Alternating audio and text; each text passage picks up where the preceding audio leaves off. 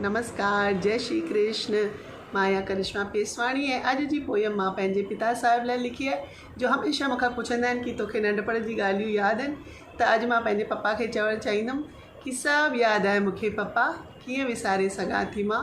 हू तव्हांजे कुलनि ते चढ़ी दशहरे जी रामलीला ॾिसणु, या तव्हांजो हथु पकड़े हू पार्क में टहलणु, हू मम्मीअ खां लिखाए महांगी ड्रेस वठी ॾियणु। सभु यादि आहे मूंखे पप्पा, कीअं विसारे सघां थी मां। हू तव्हांजो विछड़ी विदेश वञणु ऐं चिठियुनि जे ज़रिए परनि जी आखाणी लिखणु, हू ॻाल्हाइण वारी गुॾी ऐं हलण वारो रोबोट आणे ॾियणु। सभु यादि आहे मूंखे पप्पा, कीअं विसारे सघां थी मां। न केवल राजकुमारी जी आखाणी ॿुधाइणु, मुंहिंजो नालो बि स्कूल में राजकुमारी रखणु, हू बेपनाह प्यार ऐं दुलार। सभु यादि आहे मूंखे पप्पा, कीअं विसारे सघां थी मां।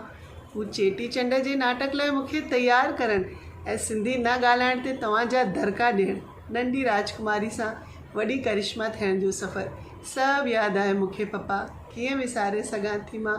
सभु यादि आहे मूंखे पप्पा, कीअं विसारे सघां थी मां। थैंक यू VSSS असांखे इहो मौक़ो ॾियण लाइ। सभिनीनि खे फादर्स डे जी लख लख वाधायूं। जय झूलेलाल, जय श्री कृष्ण।